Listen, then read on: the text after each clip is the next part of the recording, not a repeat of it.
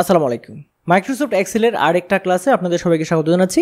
আর আজকের ক্লাসের বিষয় কিভাবে মাইক্রোসফট এক্সেলের একটা পেজে হেডার এবং ফুটার অ্যাড করবেন, এবং হেডার এবং ফুটারে আপনার যদি কোনো কিছু প্রয়োজন হয় তাহলে সেখানে কিভাবে আপনি লিখবেন সেটা আজকের ভিডিওতে আমরা দেখব। প্রথমে দেখতে পাচ্ছেন যে আমার এইখানে যে পেজটা আছে সেই পেজে আমরা এই মুহূর্তে ভিউয়ে আছি। এখানে মেনুর মধ্যে এই যে ভিউ লেখাটা দেখতে পাচ্ছেন, এখানে ক্লিক করে একদম প্রথম কাজ যেটা হবে আপনি পেজ লেআউটে ক্লিক করে দেবেন। পেজ লেআউটে ক্লিক করার পরে আপনার এখানে হেডার এবং নিচের দিকে ফুটার একদম দেখা যাবে। আর এইটাই হচ্ছে এক্সেলে হেডার এবং ফুটার। এইখানে আপনি কাজ করতে পারবেন। দেখুন, হেডারের মধ্যে তিনটা অংশ আছে, একটা অংশ, দুইটা অংশ, তিনটা অংশ। এবং ফুটারের মধ্যেও সেমভাবে আমরা যদি নিচে আসি, এই যে দেখতে পাচ্ছেন একটা অংশ, দুইটা অংশ, তিনটা অংশ। এইখানে আপনার ইচ্ছা মতো কিন্তু আপনি লিখতে পারেন।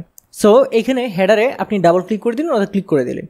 ক্লিক করার সাথে সাথে আপনার এখানে দেখতে পাবেন যে ডিজাইন নামে একটা এখানে কিন্তু মেনু আপনার ওপেন হয়ে গেছে। এই ডিজাইনে ক্লিক করে দেবেন। ক্লিক করার সাথে সাথে এখানে দেখুন, এখানে হেডার, ফুটার এবং এখানে পেজ নাম্বার, তারপর হচ্ছে page number of page, current date, current time, file path, এগুলো সবগুলো চলে আসছে। যেমন এখানে যদি আপনি হেডারের এই পাশটাতে আপনি যদি এখানে কারেন্ট ডেট দিতে চান, ক্লিক করলে ডেটটা চলে আসবে।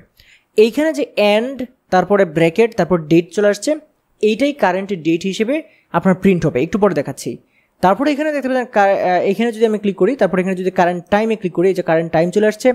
এবং ফাইল পাথে যদি এখানে আমি অ্যাড করতে চাই, এখানে ক্লিক করে এই ফাইল পাথে ক্লিক করে দিলে এই ফাইল পাথ চলে আসছে। এমনকি এখান থেকে এই যে দেখতে পাচ্ছেন ফুটারে ক্লিক করে এখান থেকে কিন্তু আমি যে কোনো একটা দিতে পারবো। যেমন এখানে যদি ফুটারে চলে যাই, এখন দেখুন ফুটার এখানে দেখুন এই যে বাইরে ক্লিক করার সাথে সাথে কিন্তু এখানে এই যে সবগুলো বসে গেছে।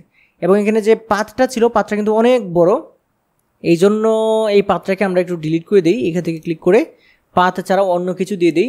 এখানে পাথটা আসলে দরকার নাই, আমরা এখানে আচ্ছা নাম্বার অফ পেজে ক্লিক করে দিয়েছি। এখন বাইরে ক্লিক করছি, এই যে দেখুন এখানে টাইম, এখানে আজকের ডেট এবং কত নাম্বার পেজ, কয়টা পেজ আছে, মানে আপনার যে সিরিয়াল আছে সেই এক্সেল শিটটাতে কয়টা পেজ আপনি ক্রিয়েট করেছেন সেটা কিন্তু এখানে আছে, এখানে চলে আসছে। এবং ফুটারেও কিন্তু আপনি ক্লিক করে এই সেম জিনিসগুলো কিন্তু আনতে পারবেন। ক্লিক করে দেবেন, ডিজাইনে ক্লিক করবেন, তারপরে এখান থেকে এই যে দেখতে পাচ্ছেন ফুটারের যে কোনো কিছু আপনি নিয়ে আসতে পারবেন। এখানে যদি ক্লিক করে দেন, এই যে এটা চলে আসলো, এই যে দেখতে পাচ্ছেন প্রিপেয়ার বাই আমার নাম চলে আসছে এখানে। এমনকি উপরে যেগুলা আমি দেখিয়েছি এই সবগুলো কিন্তু এইভাবে আপনি হেডার এবং ফুটারে আপনি নিয়ে আসতে পারবেন। সো বন্ধুরা, আজকের এই ভিডিওটা দেখার পর আশা করছি আপনারা এই হেডার এবং ফুটার আপনি কিভাবে আনবেন সেটা আপনি বুঝতে পেরেছেন। যেমন দেখুন, এখানে আমি যদি এখানে ভিউয়ে ক্লিক করে নর্মালে ক্লিক করে দিই, এই হেডার ফুটার কিন্তু দেখা যাচ্ছে না। যখন আমি কন্ট্রোল পি দিব তখন কিন্তু আবার হেডার ফুটার চলে আসবে। এবং এমনকি হেডার ফুটারটা দেখার জন্য আমাদের এই পেজ লেআউটে ক্লিক করতে হবে, তাহলে কিন্তু আমরা হেডার এবং ফুটার দেখতে পারবো। আশা করছি আজকের এই ভিডিওটা দেখার পর মাইক্রোসফট এক্সেলে হেডার ফুটার নিয়ে আপনাদের আর সমস্যা হবে না। আশা করছি আজকের এই ভিডিওটা আপনাদের ভালো লেগেছে। যদি ভিডিও ভালো লাগে অবশ্যই ভিডিওটা লাইক করে দেবেন এবং শেয়ার করে দেবেন। আর হ্যাঁ, আপনি যদি আমার চ্যানেলে নতুন হয়ে থাকেন তাহলে চ্যানেলটি সাবস্ক্রাইব করে রাখবেন। আজকে ভিডিও পর্যন্তই। আল্লাহ হাফেজ।